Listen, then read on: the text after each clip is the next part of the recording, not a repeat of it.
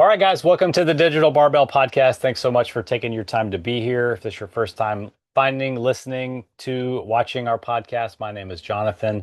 This is my beautiful wife, Blakely. We own and operate Digital Barbell. We're an online training and nutrition coaching company. It's like picture you have a personal trainer in person, but we're online. We help you get results right here from our Airstream, and you're off there doing your workout on your own time, on your own schedule. You tell us when you're done. We review all your results, make sure you're making progress. It's like having a coach in your pocket, basically. So we got a great Q&A episode for you today. We're going to be talking about whether you can or can't improve your body composition if you're taking weight loss drugs. We're going to talk about how long it realistically takes to see muscle definition. Talk about morning and evening routines from a practical standpoint, not like some unsustainable craziness. A bunch of other things, eating out at restaurants. But before we get into those Q's and A's, make sure you're subscribed to our email list because we've been hammering out the details of our Black Friday specials, and they're going to be awesome. And it's going to be one of those like true Black Friday things where you have to take advantage of the deal on Black Friday. Yeah. And the only way you're going to find out about it is if you're on our email list. So I will put a link to how to get on our email list in the description of this episode. We're going to go Yeah. big. Yeah, these days I think like there's like some people are starting them now. Where I wanted to do I think in order to like go big and really have a really good sale and a really good value for you guys, we're going to do it for that one day only. So Yeah. the deals are going to be extreme, like nothing like we've ever done before. But it's going to be for the Black Friday day only. I think it's the 28th this year. It's the Friday after Thanksgiving. I know, but I think the day is late in the month, the 28th. Yep. Okay, and we have a sponsor this week. We're sponsored by Houston, Texas. We are Oh. we are back in the city where we met. We Mhm. got here late last week, and we're here. This is like our hometown. You could say, all right, For sure. I'll put that on record. But Blakely's family's here. We've been getting to spend a lot of time with our niece and nephew who are here. We had a great night last night. You know, probably 23 years ago, we had some friends. I actually met this guy through real estate back when I was flipping houses, and they invited us over to their house for dinner and subsequently invited us to their church. We joined their church. We got put into a Bible study group with people who were of a similar age as us and had just Everybody gotten was married. married within 2 years. So everybody had just gotten married with 2 years or less was the Bible study group we were in. We were married in 2002, and we've stayed in touch with these 4 to 5 couples for like the last 20 Six, I something think it was years. like yeah, six couples total, and like in the groups, and like it became like our home group. We would always meet at our house, Mhm. and We you know, provide the chips and the root beer, and we do Bible study every week. it is just so cool. We got together with three other couples from that group last night. And yeah, it's just amazing, number one, to just like have friends for that long, to like have friends that have, you Yeah, it's so you've rare. gone through life for that long with, and you just have like so many like fun memories and like inside jokes and fun Hmm. things to talk about. And I don't know, I loved it. It was It was so awesome. much fun. My face literally hurt after we were done from laughing so much. I was laughing I'm so so glad hard. we got to do that. So yeah, thanks to Houston for sponsoring this episode. We'll be moving over back to the hill country soon and kind of zigzagging around Texas for a little bit, Hmm. but the nice weather chased us, so no Yeah, complaints. All right, you ready to get into these Q's and A's? let's go. All right, All right. number one. The first question, do you think you can still achieve a better body composition if you use weight loss drugs? It's a really good question. I think like there's a lot of people out there losing a lot of weight on weight loss drugs, Hmm. and they're concerned about it because they're seeing other people losing weight, but they don't look better. Their body composition isn't getting any better, and Hmm. they're afraid that that's going to happen to them. Um, my opinion is, yeah, you can still improve your body composition if your weight loss is due to weight loss drugs. Uh, there's just certain things you have to pay attention to and realize the fact that you're losing all this weight is simply just because you're in a pretty drastic calorie deficit. You know, these weight loss drugs work by basically removing all the thoughts you have about food, decreasing your hunger, changing the rate at which you digest. So the end result is you can end up eating significantly less food calories than you were before you were on the drugs. And Hmm. anytime you lose weight rapidly through an aggressive calorie deficit, you run the risk of losing fat and muscle at the same time. And if the goal is not just to see a lower number on the scale, but to still have strength and a good amount of lean mass and, kind of don't just look like a smaller, flabbier version of yourself, if you're losing a lot of weight aggressively, there's a good chance you're losing muscle at the same time, Mhm. just because that's the way that it works. So whether you're doing keto and you're eating a ton less, or you're using Ozempic and eating a ton less, the two main things you need to focus on to make sure your body composition improves as you lose weight, meaning like you're losing mostly fat and not muscle, is eat enough dietary protein in your diet and do progressively more challenging resistance training with weights. The stimulus you give your body in the gym with the weights tells your muscle that it needs to hang around or even grow. If you're new to resistance training, you could even potentially build muscle while you're losing this weight. And then the dietary protein gives your body the fuel once you have the stimulus to actually make the physical changes that you want to see. So no matter what you're trying to do with weight loss or what tool you use, whether it's, working through a habit-based approach or using a weight loss drug, those are the main ingredients. If you don't want to just get lighter and smaller, but if you want to still have function, be strong, you know, potentially look better with less clothes on as you lose weight. Because I feel like in the future, there are going to be a lot of people that lose a ton of weight on these weight loss drugs, but don't know anything about macronutrient breakdown, or they're not following a training program. And they're not really going to like the way they look, except for the improved health markers of just being lighter and, Mhm. the lowered risk for chronic disease. And if they didn't build any habits with eating enough protein and doing resistance training in the process of losing that weight, Yeah. should they go away from taking the drugs, now they have a lower amount of lean mass, and they're probably just going to regain more fat when they go off the drugs because they've already lost the muscle and they have no good habits to Mhm. support all the things that we just talked about. So that's kind of my opinion on it. Always chase body composition improvement over weight loss, regardless of what tool you try to use Mhm. to lose weight. Yeah, at one point we did work with a company to like help like support the people that were getting the injections from this one like clinic like, and I think that that was a good like, I'm really, it was really cool that that specific clinic wanted to like, okay, I will give my clients these injections, but I want them to have like this background of like what type of what kind of nutrition changes do they need to be working on while they're getting Yeah. these drugs, and what type of like exercise regimen do they need to start to do if they're not doing anything while they're taking these. I thought it was like really responsible of the Yeah. doctors there to like, okay, I'm not going to just give you this. I want you to actually have, you know, something in your back pocket because you're not going to do this forever. Yeah, responsible is the right word. Use the right word for that. And I mean, just to be blunt, like we did not have good success with the people who were going to this clinic for the weight loss injections, Yeah. wanting to make the habit changes and to start doing resistance training. They were pretty much there just to get the shot. They all took the meeting with us and they all like kind of went through the first initial, steps of like, okay, I understand this is what I need to be working on, but it wasn't a lot of like, and I don't know how long they stayed on it because a Yeah. lot of them weren't really following through with what the doctor truly wanted from them, Yeah. for them is to like have the education and support on the other side of that. I So, think that's the problem with just passive treatments in general. yeah. Like it's just so easy to take a pill to hope for a result or even to get a result, but making true changes that last, it's an active Mhm. sport. Like you have to cook and eat the food. You have to go to Yeah. the gym and lift the weights. Like that's the harder part. So if somebody's only looking for the quick fix, like it's super hard to convince them that there's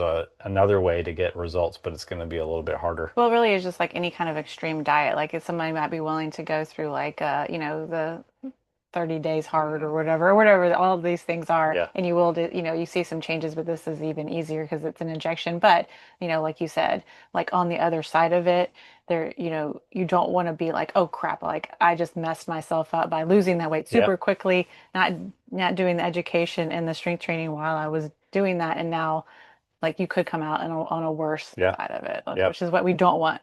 Yeah. Exactly. If Okay. you're listening to this on audio and not watching on YouTube, that's our dog Lacey off to the side Oh, I snoring can hear as per usual. Oh no, we've had people comment like, I could hear your dog snoring in that episode. it's a small space in here. Yeah. All right. How long does it really take to see visible muscle? That's a great question. Yeah. I would try to think of this less in terms of time, like Mm. days on a Hmm. calendar, months on a calendar, and more, what is the scenario that it takes to be able to see visible muscle? Because weight loss in and of itself isn't going to produce visible muscle tone or definition if you skip the step of actually increasing the size of the muscle. Hmm. There's like picture a 1980s supermodel that was super, super lean and light and had zero body fat on their body. They had no muscle Hmm. definition or muscle tone because they were just, super light, super skinny, super lean. There was no muscle. So if you're the kind of person that, wants to see the shape of their muscles, whether it's your upper back or Hmm. your biceps, shoulders, whatever, we got to spend some dedicated time actually making a muscle there that you're going to see in the right scenario. Well, so you're saying to see muscle, it's a combination of having muscle Hmm. and having a low enough body fat percentage that so that you can see the muscle. So Which you have to which work goes on back, two things. Yeah. which is like back to the first thing we talked about, improving your body composition, having muscle and reducing your amount of fat. That's the golden goose that Hmm. everybody wants. So let's just assume that we have a good training program. We've spent some time building some muscle. Most men are going to start to see, a fairly significant amount of muscle definition when their body fat percentage is around 15%.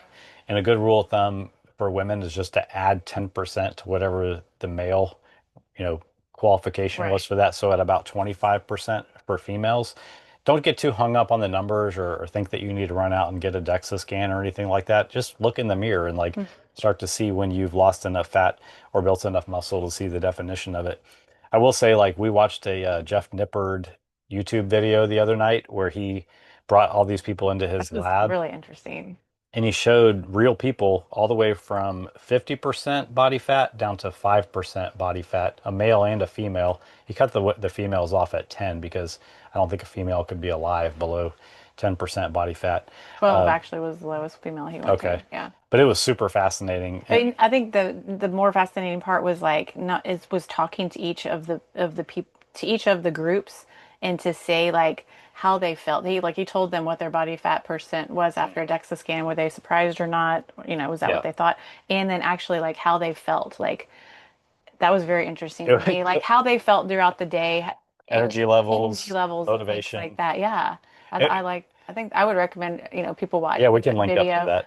It was People on really, both extremes of the spectrum both felt terrible. yeah, The like the people at people. 50% body fat and the people at 10 to 5% body fat. Exactly, because they compared they like the guy who was at 50%, he was like, if I had that body fat percentage, I think I would feel amazing. And that guy was like, no, like his body fat was too low and this other guy's was too high, and they both felt sluggish during the day, like needed midday naps, like not motivated, all that kind of stuff. And then the middle people who were the ones that were feeling great, like, okay, I feel good at these different body Yeah. fat percentages, like I have energy for the day, like I feel like, I look good, and like they were in sports bras and, Yeah. shorts and things like that for the scans and And not stuff. not surprisingly, those body fat percentages where those people felt pretty good and performed well were in what we consider like sustainable levels of Hmm. body fat for most people, which is like somewhere in the 15 to 20 for most guys, and then add 10% Hmm. to that for the females. Yeah. But besides the body fat thing, though, like, okay, people want to know, like, well, how long is it going to take me to build muscle that I can see, assuming that I don't have body fat covering it? We see significant changes in muscle growth, especially in our newer clients, even as early as 8 weeks. I'm thinking about people who joined the first installment of the Strength Made Simple program and now the second. Like Yeah. the comments that we got from them at the end of that program, specifically talking about how much stronger they got, Yeah. but also how much better they looked too, especially Hmm. in their upper body. So you really can see significant changes in that short of amount of time, assuming that you're following a good Right. program. And I will say I'm trying to brag on this program. People were saying like I have seen more results in the last 8 weeks. And this is like what we say about our programs, but this were actual quotes from people we didn't even like ask for. We didn't I pay for have seen these. more results in the last 8 weeks than I have in the last several Yeah. years. And this person specifically said like doing like these other kind of app or Peloton or whatever kind of programs. Yeah. And I was just like so, so, so happy to hear that. Yeah. Those quotes are definitely going to go up on the sales page for the next release. So I would say 8 to 12 weeks, you really can start to see significant Yeah. changes in your muscle definition and size if you don't have a lot of body fat covering your muscles. And when we zoom out and look at like what kind of transformation can you make in a year, you can be a totally different person in a year. You Hmm. can rack up tons of progress during your newbie gains phase. And if somebody doesn't see you for a year, they'll be like, wow, what have you been doing? Yeah. What is the secret to Hmm. overnight success? It's to work hard for a year. Okay. Third question. This is fun. I didn't read this one. What are your morning or evening routines? I'm struggling with both. You want to go first? What's your morning and evening routine? Morning routine. I would get up in the morning. I do like, are we going like how specific are we getting? Like As specific as you want. make a What kind of toothbrush do you use? I get my water in the morning with lemon juice and a spoonful of apple cider vinegar, and I drink that before I drink coffee. And I do Bible study in the morning and journaling for like, I don't know, usually takes me 15 to 25 minutes to do that. And then I make coffee. And I usually like Seems like you check your email check my after that. emails after that, and then I start to just like process like what like kind of make a I like to do stuff on paper like old school, so I like start to like write down notes for like what's going to happen that day or what's going to happen that week and kind of plan things out, and then I start like usually get ready and then do start the work Yeah, process. you're a big But notebooker. I'm a big notebooker. I've got notebooks for everything. Workout notebooks, journal notebooks, writing notebooks. My morning routine is we are very blessed that we wake up without an alarm clock. I think Hmm. that's great. And I think a lot of that goes to what our evening routine is, or probably more specifically what our bedtime is. But I usually wake up between 5:30 and 6:30 without an alarm clock. First thing I do is come turn on the coffee. That's the most important part of Hmm. the morning. And then I too come out and do Bible study for 15 to 20 Hmm. minutes probably.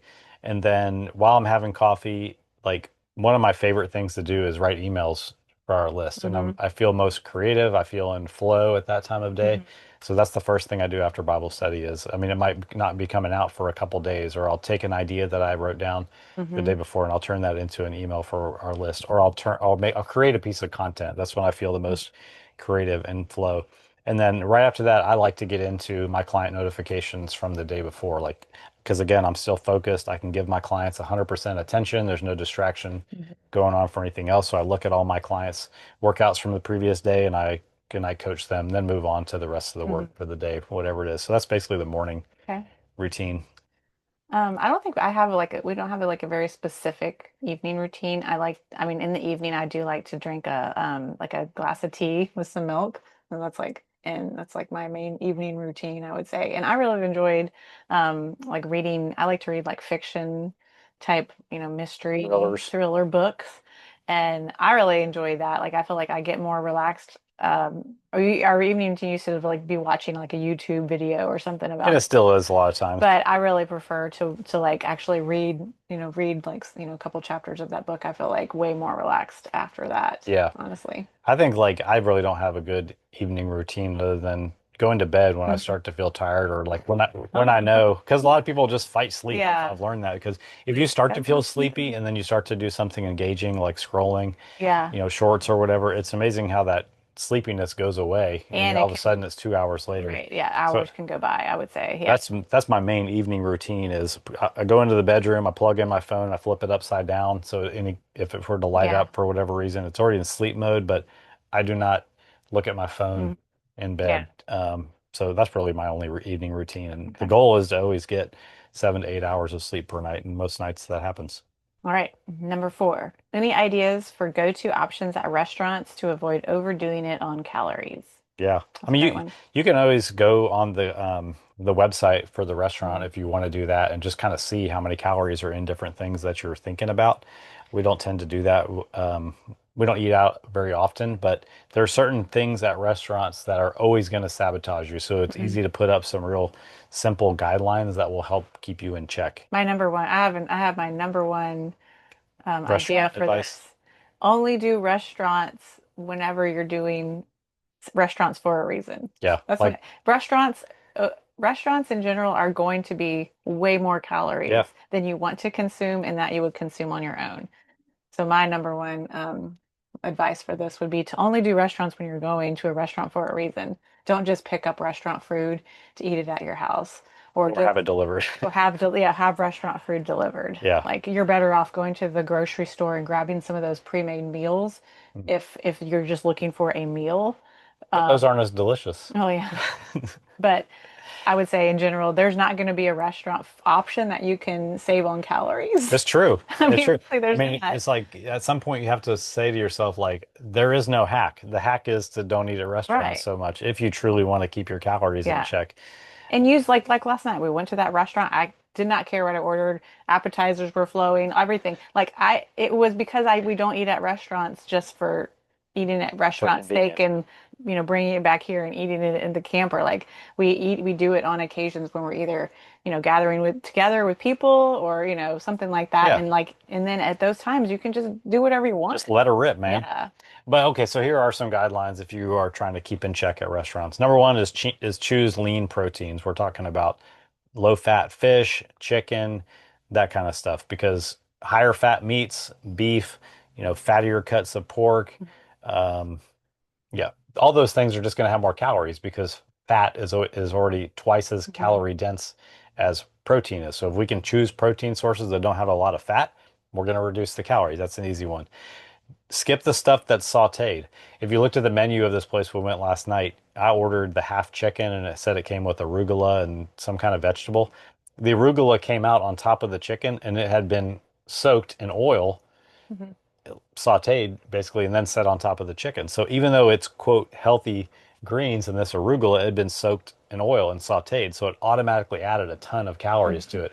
So watch out for stir fries where the chef is just working back there and like dumping tons of oil and then mixing it around Mhm. on a flat top, that kind of stuff. Just don't even go for the sautéed stuff. That's just calories you can't really see, but they definitely count. Which sound like when you're thinking about it, you're like, oh, that's better than fried. I would, Yeah. do that. And I actually got fried crab cakes and they were very clean. Like it was just the crab cake. There was no oils on the plate. So Yeah. actually, when you thought about the meals, his chicken breast was probably seemed like the better option, but I would say the crab cakes probably were the better option because there was nothing else on the plate. It There was a was no much smaller oils. quantity too. Yeah.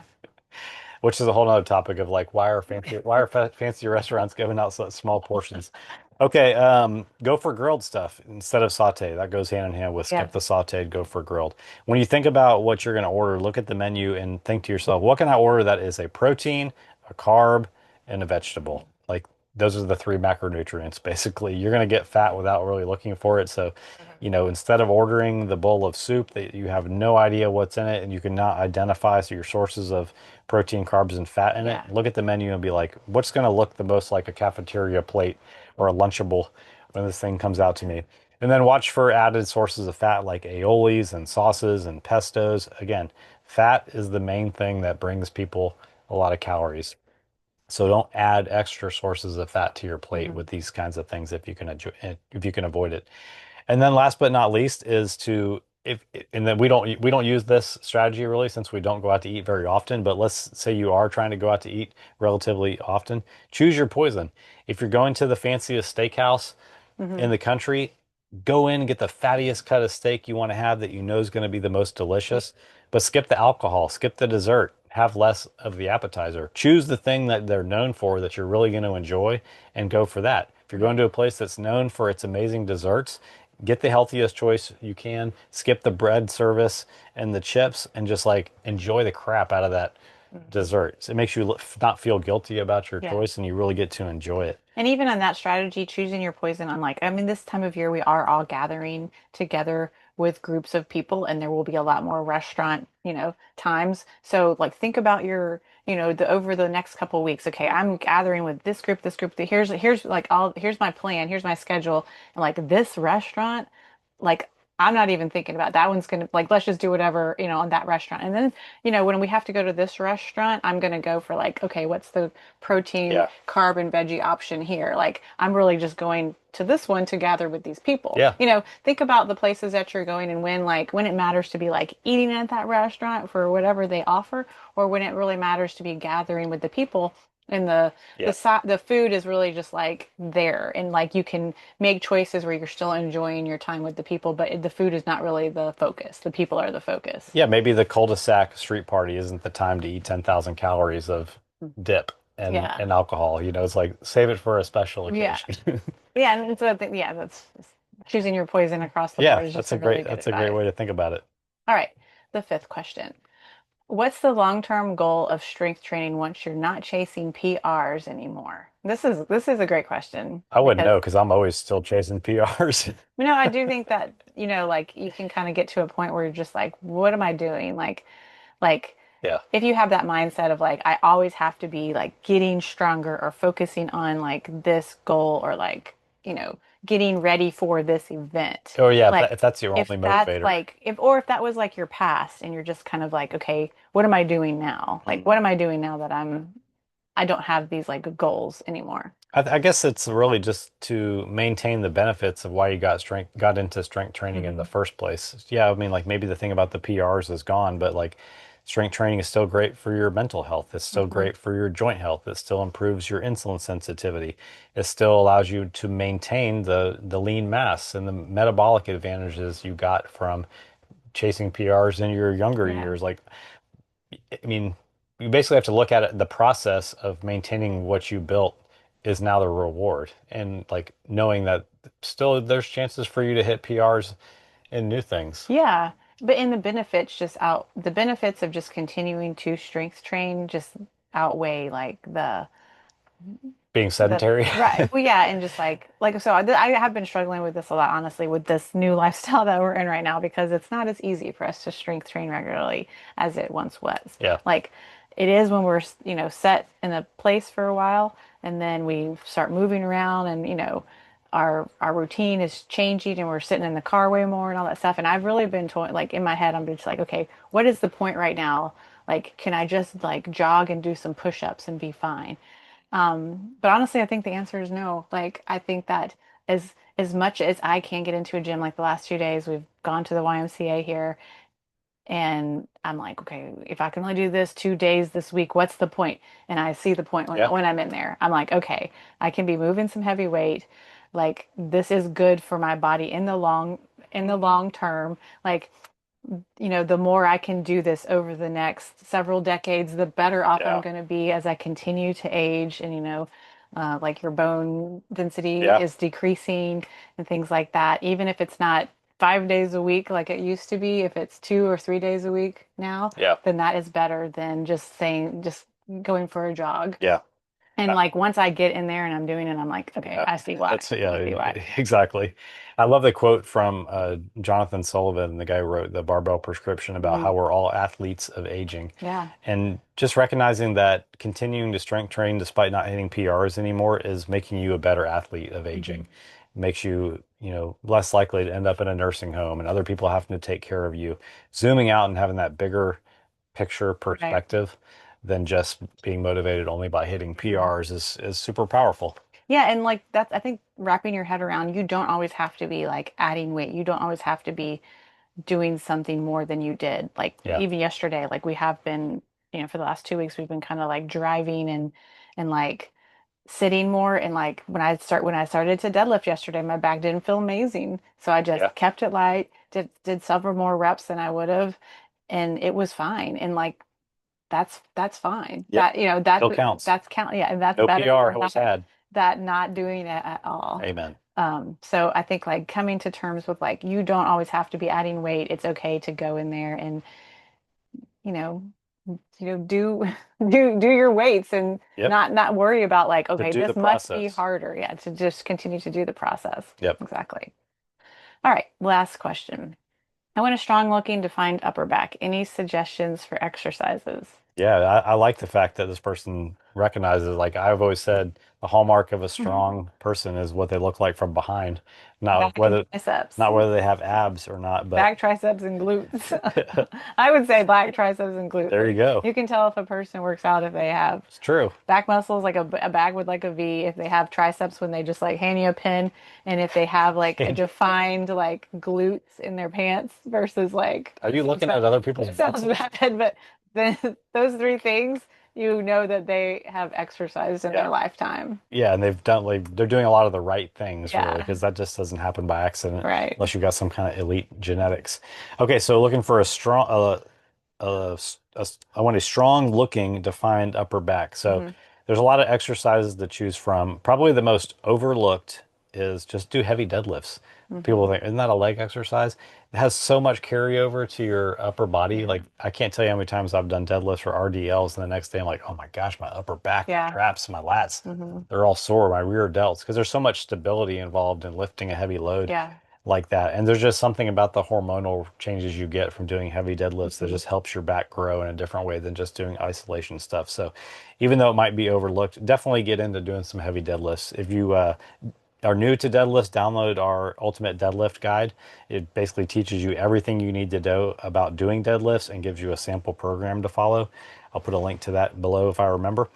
Um, I know you love rows. Rows are Hmm. probably besides deadlifts, the best thing you can do for building up a strong, And defined that's back. really what I love about these gyms that we're going to right now. They have these the seated. I love seated row machine, a Mhm. good seated row pulley, Cables. low pulleys, whether it's a double or a single. Yeah, that I mean, There's so many row variations. yeah. Chest supported row, a single arm dumbbell I would row, say single 10 and leg dumbbell row. row is a great one. It's my least favorite one to do just because it's so difficult and like it feels like you're doing cardio, like you're just like out of breath by this end of your set, and then you're like, oh no, I gotta do my left arm, you know. But yeah, Yeah. all the rows are fantastic. Yeah, so don't skip rows. And then one of the benefits of rows is kind of like deadlifts. You can load them up pretty heavy Yeah. too. It's not just all about doing, Hmm. lightweight isolation stuff to get muscle definition. We need to build some actual strength Hmm. in these big lifts too. One Yeah. of my favorites is face pulls. Hmm. Reverse flies are on the list too, but I prefer face pulls over reverse flies because you can load them heavier. It's harder to cheat on face pulls. And if you're somebody who has a sensitive low back, you're not in that bent over position like with a reverse fly You can load a loading your face rear pull delts. Oh, for sure. in the Yeah. machine, yeah. Yeah. But And you're using both arms at the same yeah. time, which, on the same rope, which somehow makes a difference. Reverse flies better. I feel like face pulls I kind of like tend to like feel them up in my in my shoulders a little bit more Shoulder traps. than my back. Like yeah. Yeah, that's why it's so good to have Hmm. like a program that has variety in it. Yeah. And then of course you need some sort of vertical pulling to round Hmm. out the definition of your back. So this would be Hmm. like a chin up, a pull up, a lat pull down. Also, you can do these very heavy. If you're not strong Hmm. enough to do a pull up, not on a machine, use the assistance until you get to the point where you can, or use a Yeah. band. That's another great thing about these gyms. Would they have the pull up assisted machines where you can like pop your legs on a little guide, and it just like helps you do pull ups and dips. Yeah. Those are great way to strengthen that movement. And then last but not least, I would throw in band pull aparts. Hmm. Since this is being done with a TheraBand or one of those rubber exercise bands, this is something you're going to do in higher volume sets and just try to Those are accumulate great. a lot of reps. So you want to do these until you really feel the burn. Like Hmm. you're going to build up a lot of metabolic byproducts where you're like, whew, these are really tough. You're And going to those want are to take a great. break. That one and face pulls with the bands, um, pull ups for sure are great in your warm ups too. Just Yeah, yeah. true. That extra Hmm. volume counts too. And then overall, with all these things, the most important thing is you have to progressively overload them. Hmm. Like keep track of what you're doing, add weight, add reps over time. Otherwise, you might make a little bit of gains when you start, but then if it doesn't get harder, your Hmm. gains aren't going to continue. So make sure you're adding over time. That's the beauty of progressive overload. All right, that's all the cues for today. Remember, if you want to take advantage of one of the Black Friday deals that are going to be rolling out really Hmm. soon, make sure you get on our email list. It's the link for it is a little complicated, so just go down to the description and click on it, or send us a message on Instagram, or just email us, and we make sure that you get on there. So, looking forward to it. Yep. It's going to be a good holiday season, and I'm excited about 2026 already. All right, hope you guys enjoyed this episode. We'll catch you next time.